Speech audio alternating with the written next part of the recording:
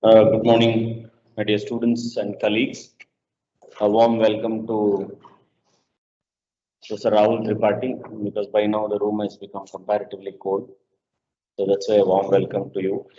And it's always a pleasure to have someone, because rarely we hear people who speak on political economy. We are largely on strategic and security studies.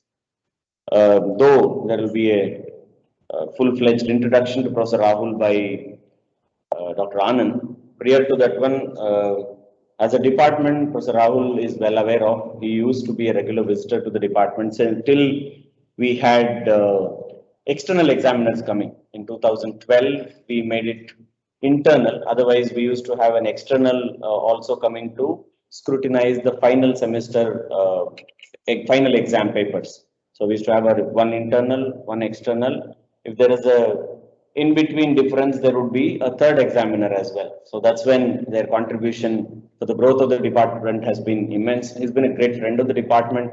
We have been to Goa to their department as well. And his strength on South Asia and the South Asian politics, more specific to the political economy, and his hold on political theory is something phenomenal that I've always appreciated. I followed his work, and he greatly consented to come here. Apparently, apart from the awards event that we had on the Northeast, this is the first a physical event that we're having since the breakout of COVID last year in the month of March, where we were just sailing through in the March, and then suddenly everything turned other way around. And then again, we had students coming in this year, March. They wrote 3 exams and they couldn't write 2 exams because in the MIT we had a break of COVID, and then they had to leave. And then the whole semester got washed out because of the lockdown and everything. Now we have largely our first year students here because the second years have a deadline to complete their term papers, and most of them are attending online, but the first year students are here. This is their first semester, and it's great to have you, Professor Rahul. So on behalf of the department and Manipal Academy of Higher Education, my special welcome and thanks to you. Dr. Anand, you can introduce the speaker.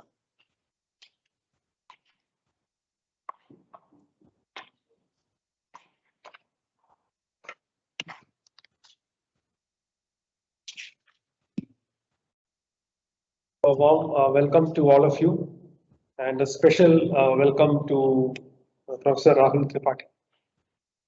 And I'm really glad to introduce him to all of you. Professor Rahul Tripathi is presently heading the Department of Political Science, Goa University, as a professor, a position that he has held since 2015. He has joined the department in 2000 as a lecturer, mandated to teach papers on international political economy and South Asia. He has specialized in South Asian studies from the School of International Studies, Jawaharlal Nehru University, New Delhi, where he completed a PhD on monetary and payments cooperation in South Asia, and an MPhil on comparative study of foreign investment in India and Sri Lanka under the supervision of Professor M.P. Lama. He sustained the interest on political economy and South Asia after completing a BA Honours in Economics from Delhi University and an MA in International Studies from Jawaharlal Nehru University. Dr. Tripathi's published work in the recent years has focused on issues relating to the Global South, the international political economy, monetary cooperation, and South Asia and India's foreign economic policy. With several papers in journals such as South Asian Survey, International Studies, Economic and Political Weekly, besides articles in edited books, and he has 2 book publications on Towards Freedom in South Asia, Democratization, Peace and Regional Cooperation, and Monetary and Payments Cooperation in South Asia. His writings follow the premise that South Asian regionalism needs greater focus and orientation away from the structured mechanism that SAARC has led to, and must remain an important foreign economic policy premise for India, even as it seeks a larger engagement with the rest of the world. Besides, despite significant changes in the regional and global geostrategic environment, South Asia remains a significant area of exploration in a post-crisis, post-pandemic world, and ignoring any of the same would only accentuate global turmoil. Another of Professor Tripathi's key areas of study recently has been to map and situate the subdiscipline of international political economy as a field of inquiry in India and South Asia. A theme which he has made several presentations, talks at various national and international conferences, including Warwick University, Nihon University, York University, Georgetown University, and so on. He has been a member of International Political Economy Group UK and International Political Economy Society US and the Indian Political Economy Association.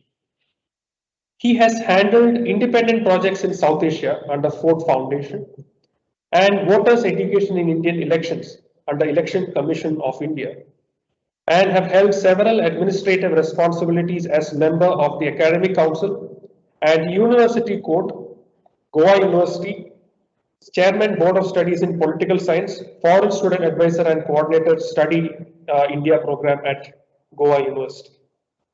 So with that, I would like to invite Professor Rahul Tripathi to the stage and enlighten us on a very, very important theme.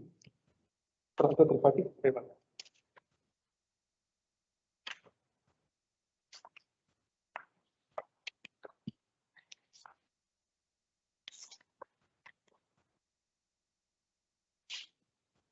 Respected Sheshadri Chariji, my dear friend Dr. Nandakishore, dear Anand, other faculty colleagues, and dear students.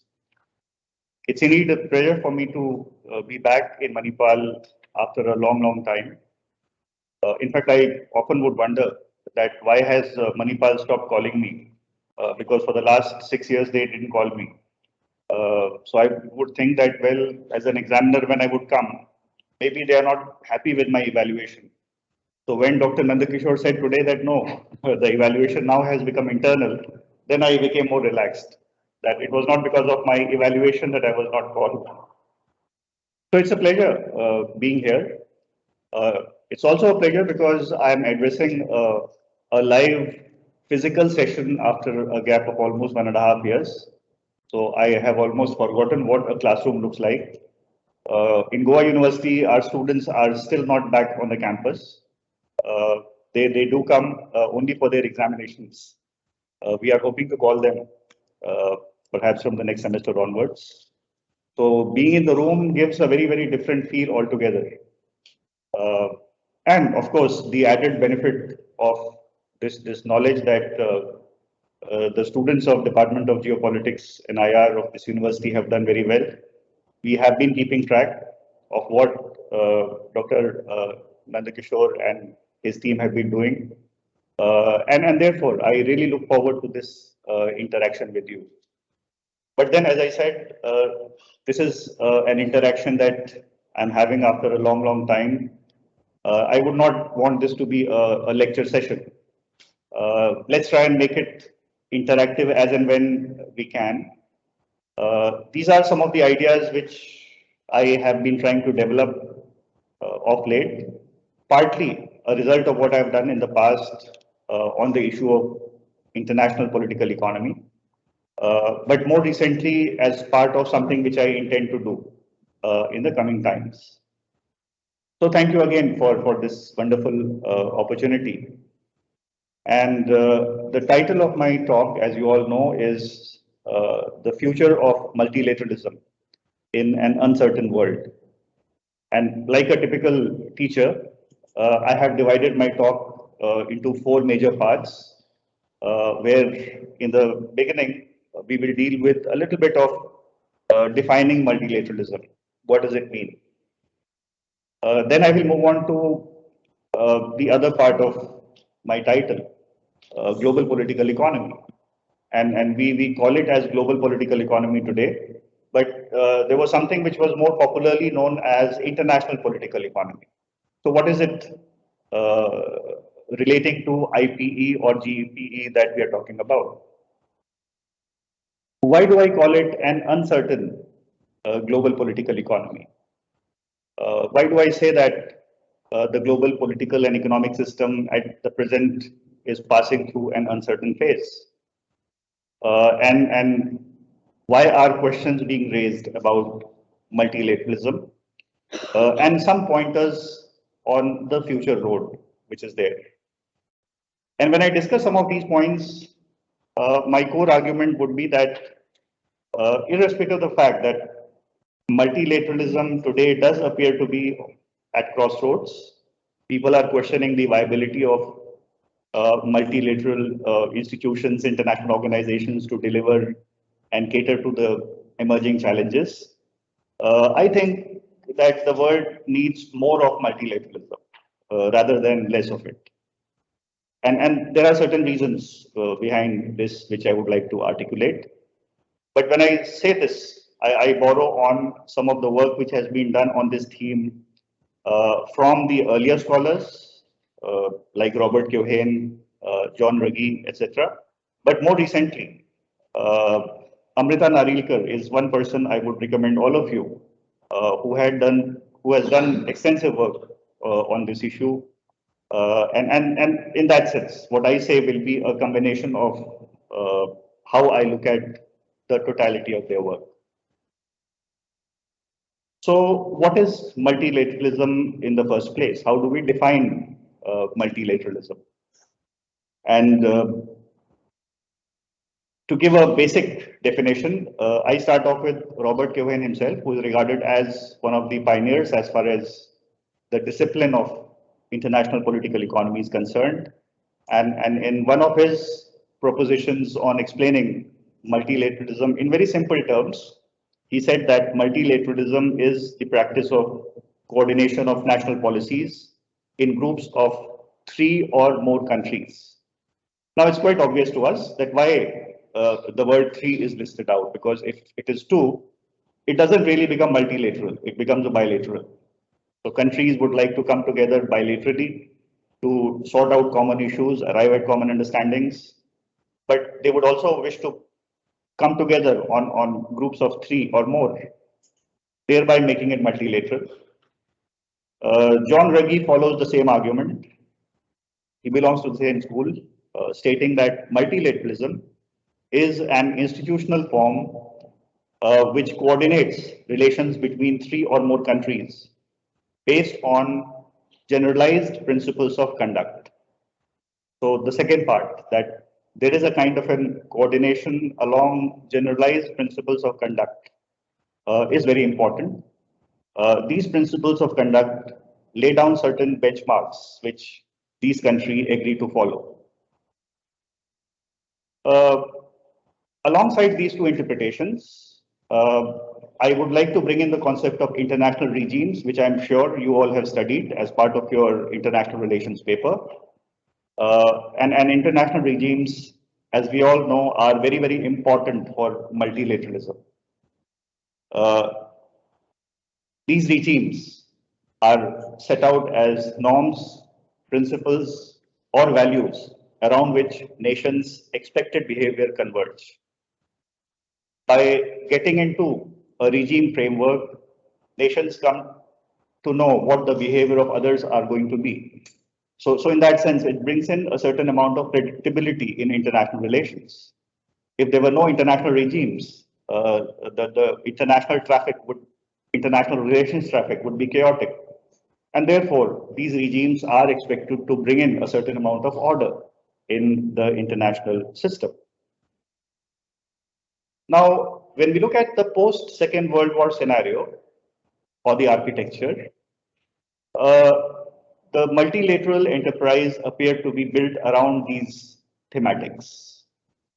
Nations coming together in groups, but nations also coming together and creating multilateral institutions in which international norms, rules, and regulations played a very, very important role. So you name a number of multilateral institutions that came up in the post-Second World War world, United Nations, IMF and World Bank, the General Agreement on Trade and Tariffs, which later on became the World Trade Organization. Somewhere down the line, acceptance to a set of multilateral norms was a common factor, which bound these nations together when they created these institutions. These institutions became powerful because they were setting, in many ways, the global agenda. If countries were not part of these organizations, it was as if they were being left out of something which is very important. So they would rather be seen as part of these multilateral settings rather than being out of it. And these multilateral economic institutions, therefore, in a way, decided the trajectory of the post-Second World War world. On the face of it, things appear to be going right. And there wasn't really a questioning of the multilateral order as it evolved during the course of this post-Second World War world, at least till 1970. And when we come to 1970s, you see the beginnings of perhaps the first level of anxiety towards these MEIs. I mean, if I can call the multilateral economic institutions as MEIs, or multilateral institutions, because we are including United Nations also in some way. The seeds of discontent in bits and pieces started emerging. And that's where the second part of my title comes in. Global political economy and international political economy. By the way, I just wonder if you all have a separate paper on international political economy as part of your masters. You don't. Either international political economy or global political economy. It's not there. So Dr. Nanda is not there. Yes. So that would be my request to you. And in case you don't have a teacher for that, I'm willing to come to Manipal every semester. You just give me that excellent guest house to stay. I'll come on my own. No, that's just a joke. 1970s, this anxiety started coming in for a variety of reasons.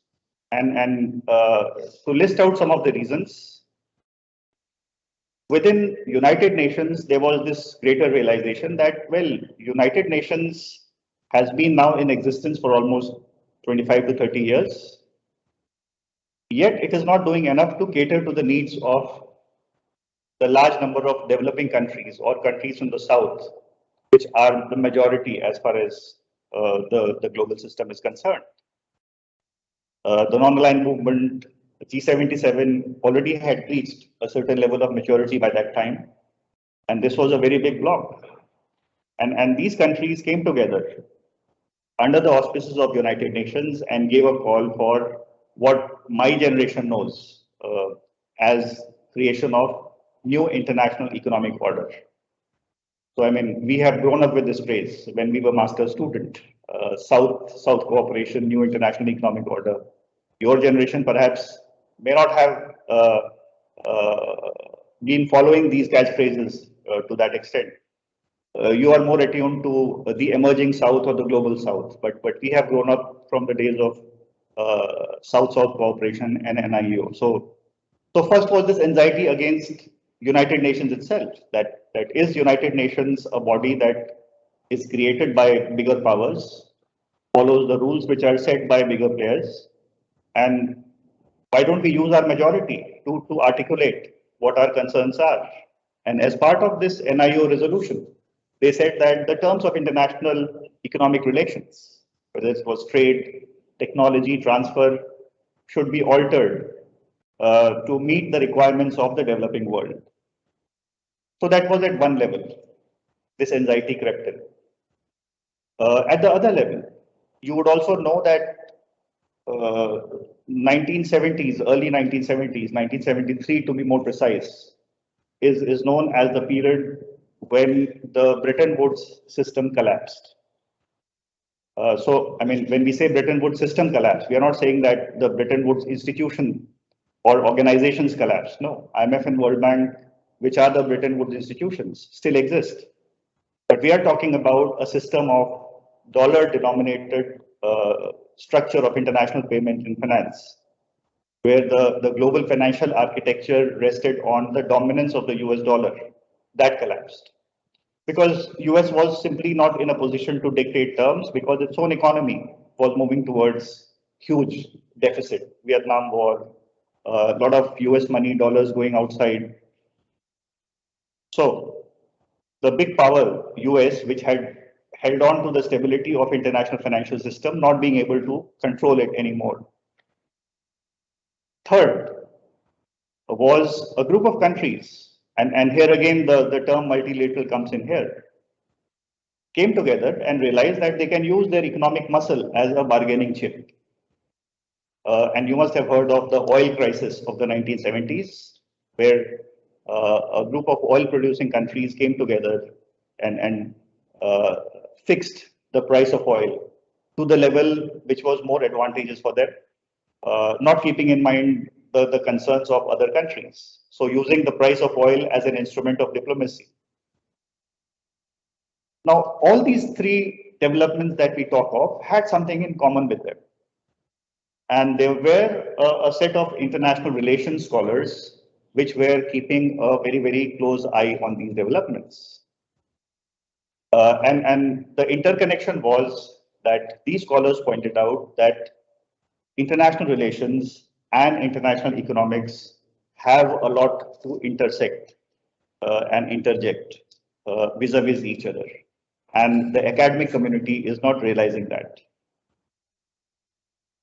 So in one of the pioneering articles, which was written by Susan Strange at that particular point of time, who is known as, I can call her the father figure. No need for me to call her as the mother figure, because father, when I say it's a gender neutral term here, she's known as the pioneer of international political economy as a subject, as a discipline. So she wrote a pioneering article saying that international relations and international economics can no longer afford to ignore each other. IR scholars and international economic scholars will have to now learn more from each other to be able to explain the complexity of the international system. And that exactly gave birth to what came to be known as the discipline of international political economy. So what I can say safely at this stage is that the roots of international political economy owes its existence to a certain crisis which was already being seen in the multilateral enterprise or multilateralism in the 1970s. So if you're talking about multilateralism at crossroads or future of multilateralism today, it's not the first time we are talking about it. We have talked about it earlier as well. So if I can just halt for a second, would you want to correct this so that those who are listening to it from outside, I can carry? Okay. So it's not the first time we are talking about the crisis. Multilateralism was in crisis, and in response to that crisis, international political economy as a discipline emerged. Not that IP scholars found the solutions to everything that was going wrong with the international system, but at least they were able to explain the nuances, the interlinkages, why cooperation happens, why do nations cooperate, complex interdependence. These all were the themes that emerged very significantly in international relations scholarship at that particular point of time. And let me point out that by 1990s, which is the time when we talk about the onset of globalization, when there is a trend towards global integration, liberalization, it does appear that the discipline of international political economy, with its emphasis on international economics, shaping international relations, and vice versa. That's a point which I forgot to mention, that international political economy essentially points to the fact that international relations and international economics not just influence each other in a kind of a one-way format, they overlap with each other. So international economics shapes international politics as much as international politics would shape international economics. So when the buzzword of globalization came in the 1990s, post-1990s, which was not sudden. I mean, it was work in progress, but 1990s post-Soviet collapse saw a kind of a massive advancement of this ideology. Also led to a more insightful and deeper analysis of all these issues that would be covered under the intellectual project of international political economy, and globalization therefore became the buzzword.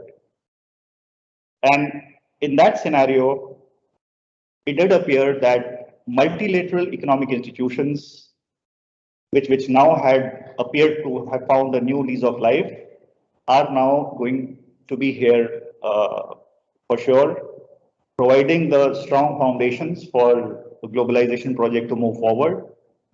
So the erstwhile GATT, the General Agreement on Trade and Tariffs, to meet the new realities, new challenges, had to be transformed into something more vibrant called the World Trade Organization.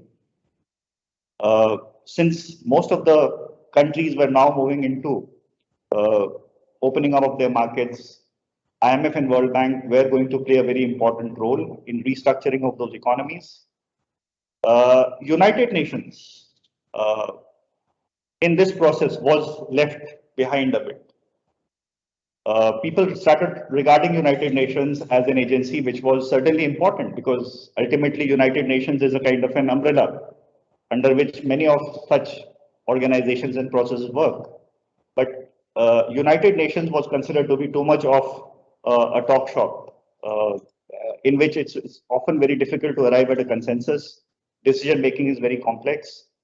Whereas in IMF and World Bank, with the kind of decision making structures they have, which is based on the relative financial strength, based on financial contributions of the countries concerned, it's much easier for you to arrive at certain decisions. So United Nations, in a way, remained in existence, but was not so fashionable as the other pillars like IMF, World Bank, and the World Trade Organization began. So the perception, therefore, emerged that the days of globalization are going to be perhaps the best days for multilateralism. The multilateralism project will carry on globalization perhaps to the logical end. Even though countries were creating regional institutions, regional organizations, European Union, ASEAN, these regional institutions were seen as building blocks to multilateralism. It was not an either or situation that if you become part of a regional grouping, you cannot be part of multilateral globalization. They were supposed to supplement each other. Although there was another significant debate on the contrary, that whether regionalism becomes a stumbling block to globalization. But I'm not going into that at this stage. It did appear that no, things are going simultaneously together. And therefore, globalization heralded perhaps the best phase as far as multilateralism is concerned. Now, if this story had gone on well, like our Bollywood movies, everything would have gone right. Everybody would have lived happily ever after. But we turn the clock further, come down to 2020, 21, we know that everybody did not live happily ever after. So between those golden days of 1990s and the present, obviously something has gone wrong. And when I look at what has gone wrong, we need to look at perhaps certain pointers, certain landmarks, which help us to get some clue. And I can list out 2 or 3 landmarks which do become important. One was that globalization certainly was bringing in a lot of prosperity. I mean, nobody questions the fact that globalization did not lead to growth, opportunities, income expansion across the world. But globalization also was leading to a great amount of inequalities and disparities. Disparities within the countries, but also disparities between the countries. And we all know that for any system to be sustainable, uh, the notions of interpersonal and interregional disparity should be minimized to the best extent possible.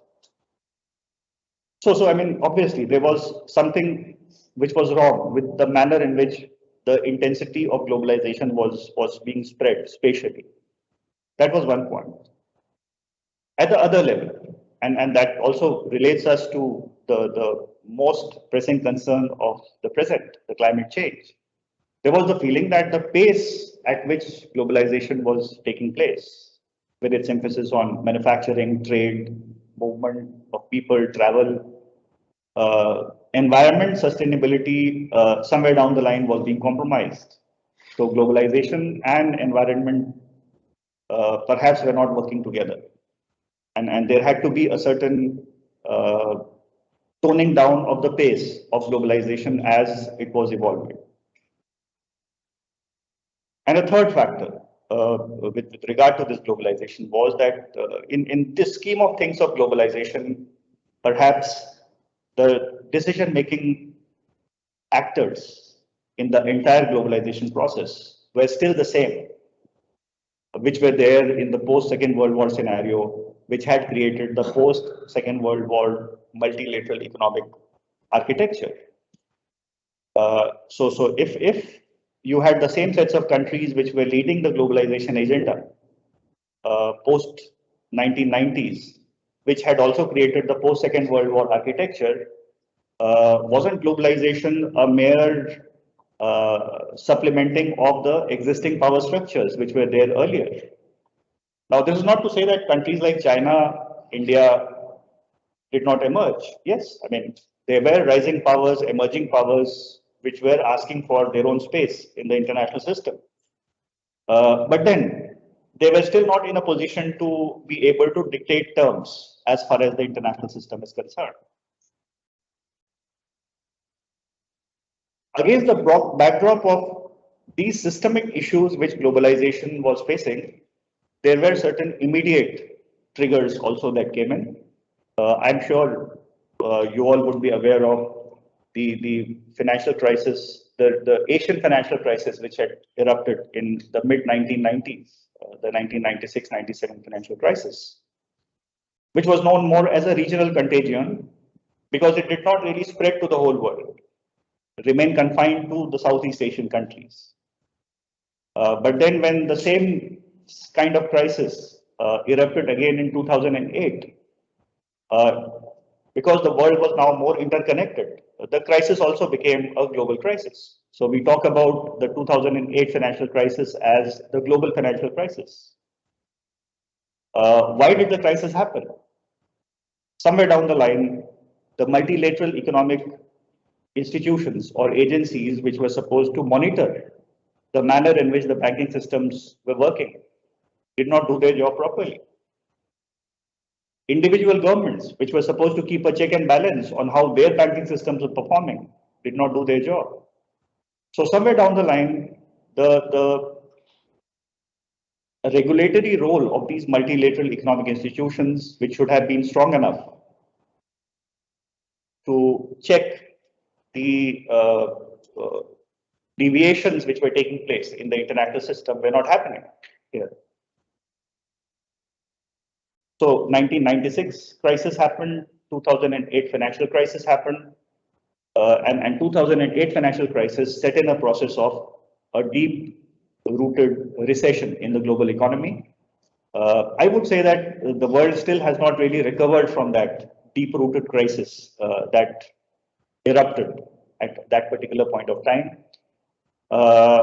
What it has done, on the other hand, is that it has brought out the fissures, the differences, the inequalities, and the disparities much more in the open.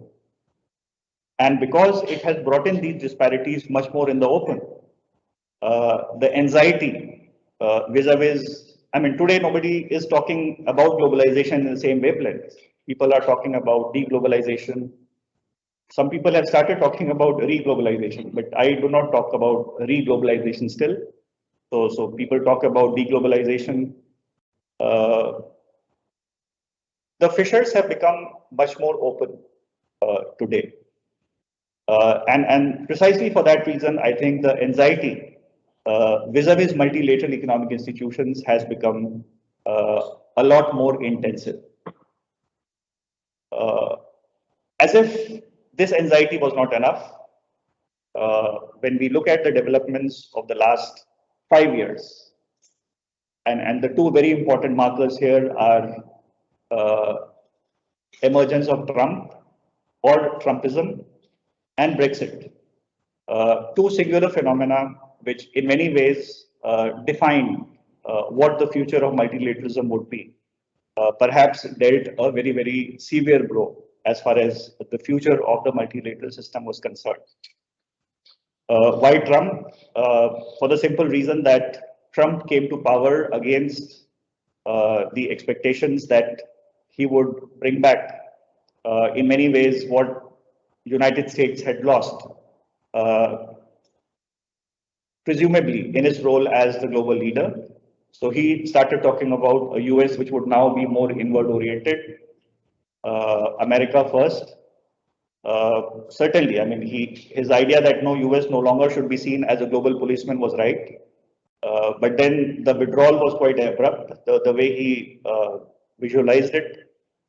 The withdrawal from the Paris Treaty itself. So many people thought that a major player in the international system, which has literally dictated the way international system should have proceeded, when it tries to withdraw from the system in such an abrupt manner, what is going to be the future of the multilateral enterprise, multilateralism? These organizations that were created raise its own concern. The other part of it was European Union always had been seen as the example of how best the collective interests of nations which are like-minded can be secured if nations cooperate. But when Brexit happened, that itself, in a way, demonstrated that no, just as everything is not right with multilateralism, there is something which is inherently flawed with the model of regionalism as well. European Union being no exception. So the logic here being that by being part of a regional enterprise, we are losing up on our independence or sovereignty of taking hard decisions, which we could have taken if we were not part of the European Union.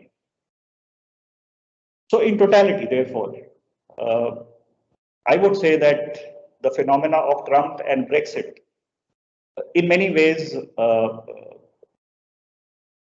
sharpened the cleavages that were emerging in the international system, and everybody would therefore start contemplating that is this the end of multilateralism? And that brings me to the final part of my talk here. Is this the end of multilateralism? Trump came and gone. We are now confronted with the post-Brexit world, yet we have the leaders of various countries still coming together on a common platform, talking about climate change. We still do have some positive developments which took place. And well, I have been talking about quite a few negative things about multilateralism. But to quote Angela Merkel, who is no less important a person in the global scheme of things, recently made a statement that when I look at multilateralism in global affairs, I would still be optimistic because the last couple of years, I see them as much more optimistic as far as multilateralism is concerned and global order is concerned. Of course, her reasoning for that is that she does feel that nations are still willing to come together and cooperate. Biden administration coming to power and US again showing greater signs of engagement with the multilateral order, whether it is the Paris Treaty. I mean, at some point, I believe there was a contemplation of US withdrawing from the World Health Organization also. So that has been halted. and the fact that US appears to be a lot more responsive, she does see this as a positive sign. And Angela Merkel has always been supportive of the whole idea of the multilateral and the regional. So are the days of multilateralism over? I would like to say that it would still be too early to presume that. And if we look at some of the works in that area, and that is exactly where I bring in Amrita Narilkar, who should be a must. So Nandaji, in your absence, we have agreed that there will be something on international political economy in the next semester. And if they are studying international political economy, I would be very keen to come and give a lecture on that topic there. So Amrita Narilkar is a person who is a must read when it comes to multilateral institutions. She has written a lot on the multilateral diplomacy that goes on in World Trade Organization as well. And she has written from a political economy perspective. So if you look at her writings, and she has written on this theme also, she points out that the world needs multilateralism more at this particular juncture, because if it withdraws from multilateralism, there will be a possibility of greater chaos and anarchy in the international system. So what she points out that, I mean, there could be a two-way approach, a twofold approach towards reviving multilateralism. First is reforming the multilateralist project that had existed. And when she talks about reforming, she talks about funding, smoother trade flows, ensuring that the norms and values which are agreed upon as part of these multilateral settings, they should be respected and valued by all the countries concerned in the right earnest. She also talks about restructuring these multilateral institutions, which is not anything new. I mean, for a country like India, we have been giving a call for restructuring the architecture of many of these multilateral economic organizations for a fairly long time. But then she's talking about it not only from the point of view of developing countries, but she talks about it from the perspective of the wider community of nations as well. So reform and restructuring, she regards this as very, very essential. Very significantly, some of these institutions themselves have started talking about changes which are needed in the multilateral enterprise. So, from IMF itself, Deputy Director David Lipton talked about trust and future of multilateralism. And he used a very interesting term called trust recession for multilateral economic institutions. I mean, you would expect an IMF person to always use economic terminologies to explain something which is inherently political. So trust recession for multilateral economic institutions. So he points out that there is a need for perhaps greater decentralization and fragmentation so that more trust on global cooperation could be developed. And finally, there is a policy brief which has been prepared for G20 nations, which proposes a working group on a G20 working group on future of multilateralism to form G20 principles of sustainable multilateralism. So at a time when we are talking about climate change and other things, anything which has the subtitle sustainable becomes automatically very catchy. So what is meant by sustainable multilateralism? A multilateralism which should be inclusive, which should be empowering, and a kind of multilateralism which leaves no one behind. Now, all these are the voices which are coming from not our part of the world.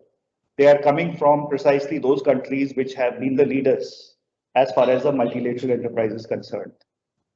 So if you go at least by the pronouncements, I would like to believe that, yes, there is a thinking within that perhaps now is the greater need for us to reinforce our faith as far as multilateralism is concerned. If we give up on multilateralism, perhaps the results will be much more damaging. They would be much more chaotic. And therefore, it would be still too early for us to presume or believe that the days of multilateralism, therefore, are over. I am a perennial optimist. As Anand was reading out my biodata, he kept on mentioning that I also write a lot on South Asia. And I do have the optimism that despite all the fragmentation that exists in South Asia, India and her neighborhood, South Asia needs more integration, not less. In the same vein, I would like to say that the world needs more multilateralism, not less. Yes, the form and the content of that we can always argue. I mean, treat that as an intellectual enterprise, which should be part and parcel of your research writings, your term papers. But the idea of multilateralism is an idea, I think, which the world still needs. These are the thoughts that I had with me today, which I thought I would share with you. I don't know if I have made sense to you. As I said, it's a lecture which I have given after almost 1.5 years. But I would be very happy to take any questions, any comments. Yes. So, as you mentioned, multilateral organizations existed in the post-World War era, before globalization. So my question is globalization absolutely creates a great phenomena for multilateralism to happen, especially now? I would say no. Globalization certainly is not an essential phenomena because at the time when these multilateral institutions had come up, you still did not have a totally interconnected world. These organizations are supposed to bring in a certain order, stability in the international system with regard to conduct in international affairs. So, no, globalization is not a precondition. I doubt if, even if globalization comes back, it would come back in the same form as it was earlier, unless we all forget the tough times we all have been. I mean, I forgot to mention COVID here, but maybe another lecture on that. I doubt if globalization also will have the same features. So multilateralism would have its own significance or relevance, irrespective of the nature or form of globalization that erupts in. The point that is to be remembered is that it has to be of a different nature. I mean, I would go by the policy briefs proposal that has been given, that sustainable multilateralism, which is inclusive, empowering, and which does not leave anybody behind.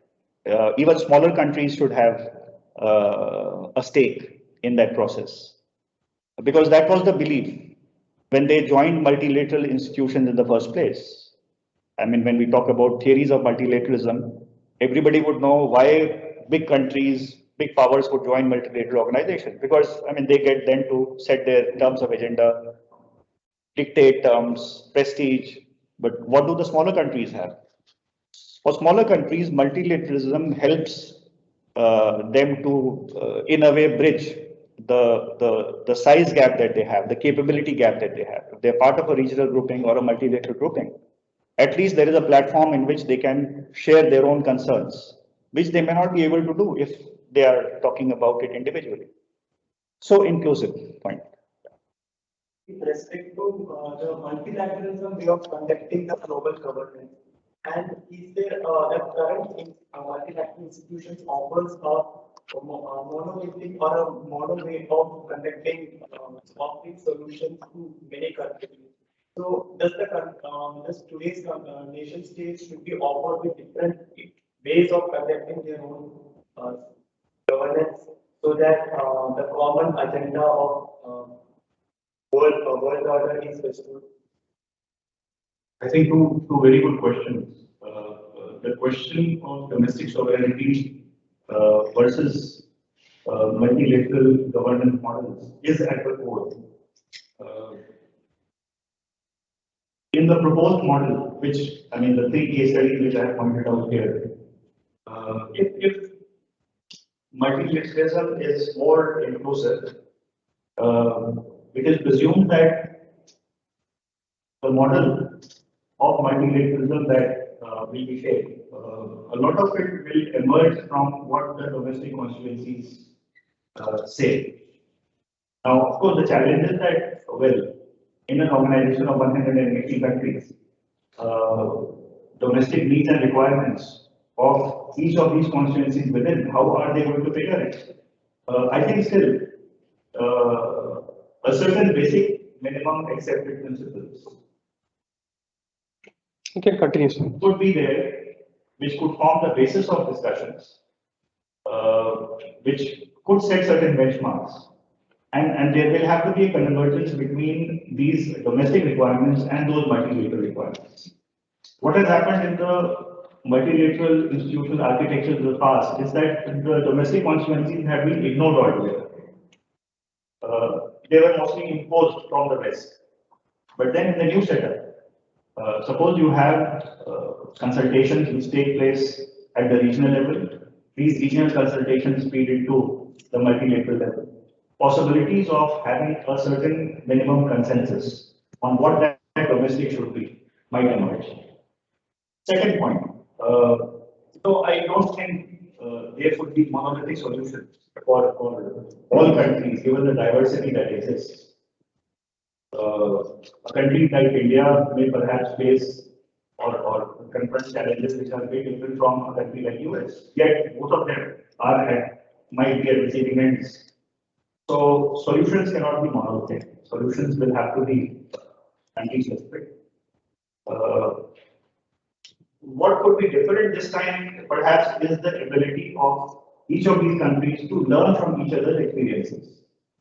One of the reasons I still keep emphasizing that South Asia still needs to figure it out, its own regional connectivity, is that there is a lot that South Asian countries can still learn from each other's experiences and even unlearn from each other's experiences, whether it is COVID management or any other thing.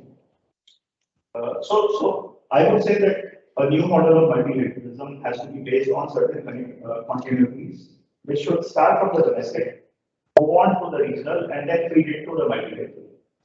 Unlike in the past, where these institutions were imposed from the top. So no monolithic solutions is what my answer. Thank you, Professor Rahul. Other questions? So my question is, when you talk about like there's a kind of still that isolationism coming up in the great nations that they want here. So my point is like, do we have to even bring about the kind of security element as well into the realm of international political economy and international affairs? Because there's a chain army coming up and there's no proper nexus or coordination on this. So these institutes, do they have to be like, do we have to entirely inform them or to come up and take these people's concerns as well? Already since they have been existing for a very long time, that's how to come up with it. First point, I think your question has two parts. What is the security dimension? I think the security dimension is very important. Ultimately, you cannot disconnect security from the larger economic aspirations which are there. These are the hazards of a lecture after a long time. In the entire lecture, I forgot to mention three main actors which is there, which is impinging on both the politics, security, and the economy this time. One major issue which has perhaps put the entire multilateral system in turmoil is the arrival of China at the pace at which it has come in. China has never been a firm believer in multilateralism. Yet China is now creating its own system of alliances, partnerships. So I mean, we have to factor in China's rise as well. So what I would say is that, and China, you can never disconnect China from the security concerns that individual nations have. So security issues will have to figure it certainly in that larger framework, because security does impinge on the way economic transactions would take place. Perhaps my definition of global political economy itself will need a redefinition. The political, therefore, will have to include security as well. Although Nandini Kishore, who is a security expert, may disagree, he may say that no, strategic studies require a separate school of thought in itself. So it certainly has to be expanded.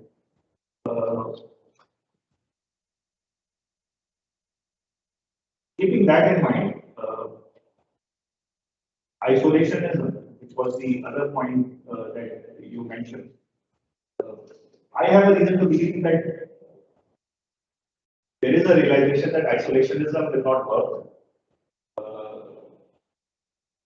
A certain basic minimum acceptance of common sets of values, norms will have to be there. Nations have to along further. So keeping that in mind, I think that has to figure in as far as a sustainable model of multilateralism, which is proposed as part of the working group G20, that perhaps could work out. But China is an important factor and security has to be factored. Yeah.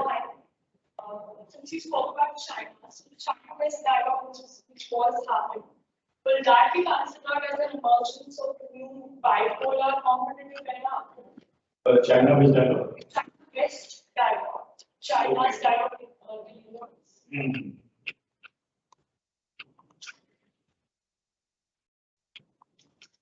I don't think one can still regard it as a kind of a bipolar kind of a situation that is emerging, because if you look at US and if you look at China, both are still engaged in their own respective multilateral partnerships. There are a lot of, intersections that exist as far as both these countries are concerned, as far as their own partnerships are concerned. So US, India is along with China as far as BRICS is concerned. At the same time, we are talking about Quad and the larger Indo-Pacific. So I doubt if we can still see the global system or global political economy from the point of view of a bipolar rivalry. It's more kind of a spaghetti bowl approach towards multilateralism that we are talking about now. But the situation still remains in a state of flux. China has not opened its cards still with regard to how it would like to perceive the post-COVID scenario. And its stance on multilateralism remains ambiguous. China has its way to have its own model of multilateralism, which it wants to implement as far as the rest of the world.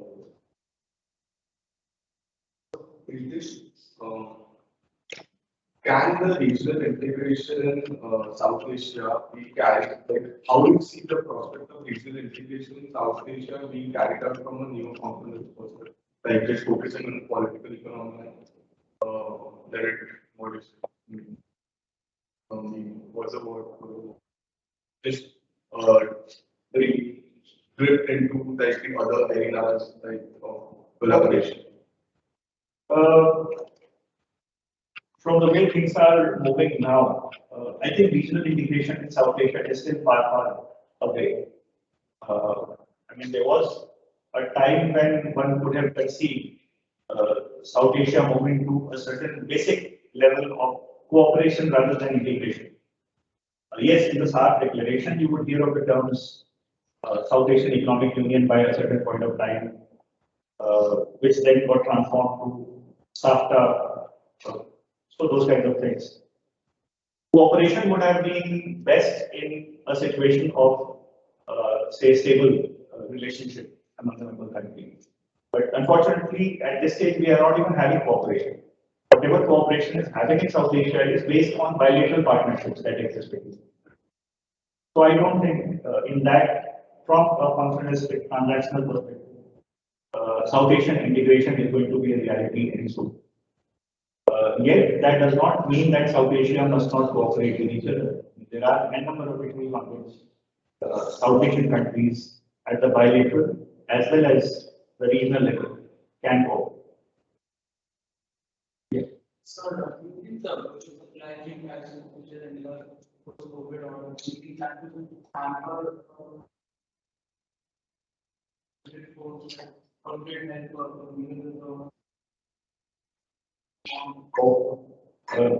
Now you are reminding me all those things which I had forgotten to mention, and that was very funny. Post-pandemic is still not a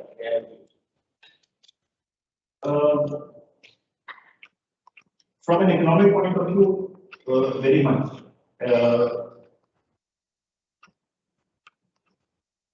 The value chains which have, in a way, been manifested of a kind of an integrated production and distribution chain across the world, which were in a way leading the globalization process forward, were very crucial to the functioning of the global economy.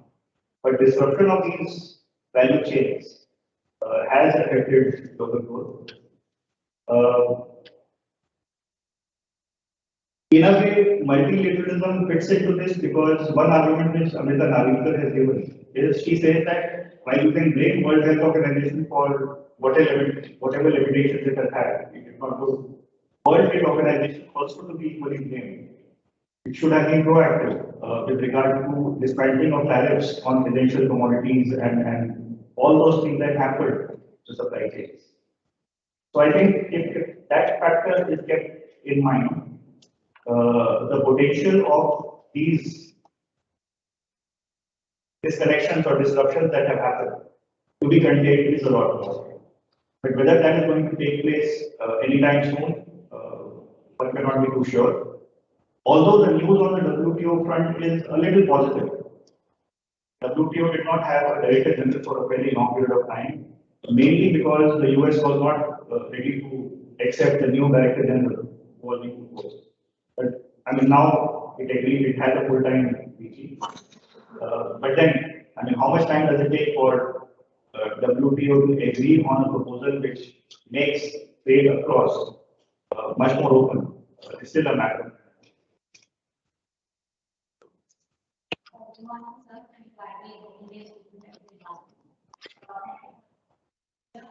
So my question is, do you think Asia as an organization power can initiate steps towards sustainable multilateral economy? Because under multi-governance, we have seen India grow as a assertive and responsive powers. But my gut feeling is that we are perhaps rightly placed to give that model. Because whatever we say in the international fora is this is true with deep intent and acceptance. I would like to believe yes, although you know these international meeting points often are photo opportunities where leaders would like to say good things, they would like to hear good things, and they would like to project all the good things. The real work takes place behind the scenes, which many of us are not aware of.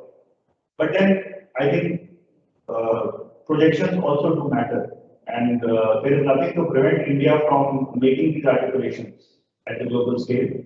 Because I think India's strength in the way we responded to the COVID challenge has been recognized. Our rising diplomacy has been recognized. So if there is a country which perhaps would be the right candidate to reignite the multilateralism process, that is India itself. Whether that should start at South Asia itself, well, I would like to go with you because I call myself as a Sarko optimist rather than a sarcastic who does not believe in the SARC process. We started off with a very good COVID diplomacy with South Asian countries, the SARC COVID fund, etc. But somewhere down the line, it's lost steam. But yes, we are the right candidate to start a multilateral push for COVID money.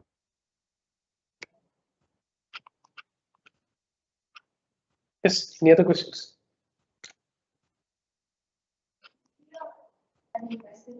Can you introduce yourself?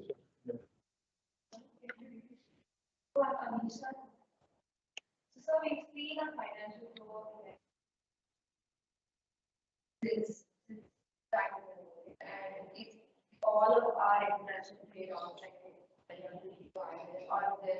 have been dominated by the Western countries. And you see only countries who sort of toe the line of these countries get a significant amount of aid and investment in that respect. So do you see that as a way to decolonize these structures? And if are new structures like AI, and can these structures that are not part of the communication project, can they actually prove a way to sort of not follow the Washington consensus and actually have relations around the world where a significant amount of trade without sort of towing the line. So I think that would not be very easy in the immediate term. Yes, AIB and Big Bank and all institutions like have come up, but somewhere down the line, it has been made clear in the beginning itself that these are not to be seen as alternatives to the existing financial structures which are there in the system. Perhaps that is the reason also why IMF and World Bank have met these initiatives with a relative degree of acceptance. I mean, just to take you back, in the 1996 financial crisis, Asian financial crisis, Japan has had mooted creation of an Asian monetary fund, and United States shot it down the moment the Japanese proposed that. I mean, as it is, the Japanese are known for a very muted foreign policy. They hardly speak anything. Now, when they spoke something for the first time, America shot it down, so nobody heard of that proposal. So the US opposed it then. This time they have acknowledged it. The fact remains that it is recognized that IMF and World Bank alone cannot handle the nature of problems that the world is likely to see. They are willing to accommodate institutions like AIB and BRICS Bank, but they will not be replacing the existing structures. I think a better model would be for countries like India to keep on arguing for greater say in these multilateral economic bodies. Of course, there again we have a large path to cover because voting rights in IMF and World Bank are decided on the basis of your financial contributions. So our percentage is quite low. But then the voice does matter. So I do not see these as alternatives, but I see these as supplementary structures. Okay, I think we'll have one more question because we are running short of time. Kiran, can you ask your question? Yes, sir. Good morning, sir. I'm Kiran, a second year student. I actually have three questions. My first question is, do you think multi-politicized? If yes, how has this impacted their Kiran, I think your voice is a bit broken. Can you just repeat slowly? Okay, sir. My question is, do you think multilateral organizations are being highly politicized? If yes, how has this impacted their functionality?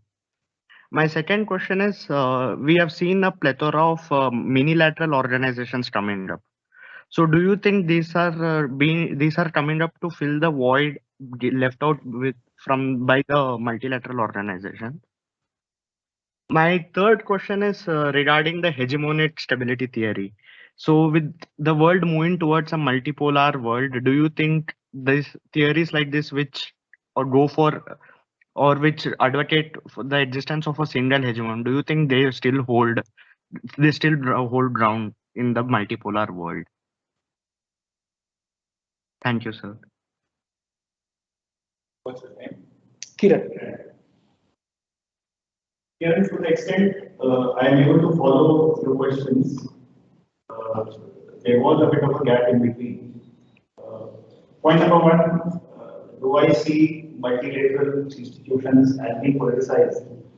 Of course, they are politicized. That's why in the title of my talk, that the future of multilateral institutions in an uncertain global political economy. See, these multilateral institutions are creations of the states which ultimately take the final decisions. Yes, they do require their autonomy once they get a proper form, but they cannot always be disconnected from, say, the power structures that operate within the states which are created there. So politics is always going to be there. Politics, as in referring to power structures, negotiations, bargaining. So it is a political game. What matters is that how do you translate this politics into a language which is more inclusive. In a way, I mean, I would say that an inclusive politics, which is the need of the day, even in your domestic politics, should be the mantra for these multilateral institutions when we talk about it at the global level. Second point, are the unilaterals emerging to fill the void created by multilateral economic institutions? Yes and no, both. I know that's a bad answer to give. In a way, why do we see more and more countries coming together and creating these small collaborative fora? They feel that handling a smaller group is much more easier than a bigger group because you may have less disagreements. You may have a more convergent agenda there. So part of the answer is yes, but then part of the answer also is no, because these mini literals can in no way replace the larger requirements or the mandate which can be fulfilled only by the bigger organizations. So, for example, if you are thinking of a very ambitious agenda on climate change or say a global climate fund, mini-laterals cannot really help, no matter what commitment these smaller countries give. It has to be a global commitment. So this kind of thing can only come in from a multilateral organization. The third point was not very clear to me whether the series of. Why don't you say repeat the third point again? Kiran, can you repeat your third question about hegemonic stability? Yes, so my question was like, with the increase in world moving towards multipolar world, do you think theories such as hegemonic stability theory, which call for the existence of a single hegemon, do you think these theories hold ground at the present scenario? Again, a very interesting question. In a situation of multipolarity, would the theory of hegemonic stability hold? No, I don't think it would hold in the manner in which it was sought out to be in the 1970s or the 1960s. There are going to be multiple roles with multiple hegemonies is what I would like to state here. The term hegemony itself is going to be redefined now because a country which might be perceived as a hegemon in one area could be vulnerable in another area. So one of the kinds of absolute hegemony is what I would like to say. We might have a situation of multiple hegemonies cutting across that might emerge. And therefore, I think the conventional theories would certainly need to be rewritten. Having said that, is multipolarity now going to be here to stay? I think the situation is still in a state of flux. Who are going to be the new powers or new players in the new system? We are not very sure. To what extent the earlier powers are going to lose out on the hold which they had. So I see a more transactional kind of a mode continuing in the times to come. So what I would like to suggest to all the IR scholars is that don't write any theories at this stage. Just observe the phenomena as they are unfolding. And perhaps, so long as we are able to make sense of the world as it is unfolding, that itself will be a significant contribution to our understanding of. Yeah, so with that, we have come to the end of the lecture as well as the Q&A session. And with that, I will invite Ms. Anupama, who is a first year student at the department, to deliver the vote of thanks. Anupama.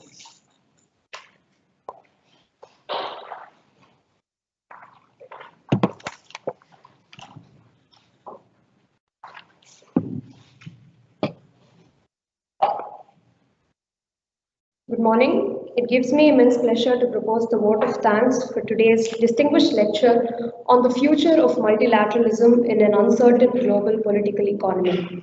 On behalf of the Department of Geopolitics and International Relations, I would like to extend my heartfelt gratitude to Dr. Rahul Tripathi for taking time off his busy schedule and agreeing to deliver this lecture offline at Manipal. Thank you, sir. The lecture was really engaging and insightful. It gave us a clear idea of the theme right from the emergence of the international political economy as a discipline, the key events that affected and shaped multilateralism, and the current need to reform and restructure multilateral institutions to be more inclusive. And thank you, sir, for patiently answering all our questions. We got to learn a lot on the current relevant happenings related to multilateralism and the international political economy. We look forward to interacting more with you, Professor, in the near future. Next, I would like to thank Dr. Anand, Assistant Professor, for being the moderator for today's lecture. And I would like to thank Dr. Nandakishore, Head of the Department, for all his support. And last but not the least, I would like to thank our audience, both offline and online, for being very interactive and engaging and raising valuable points during the discussion. We look forward to having more offline lectures in the coming days. Thank you all once again and have a great day.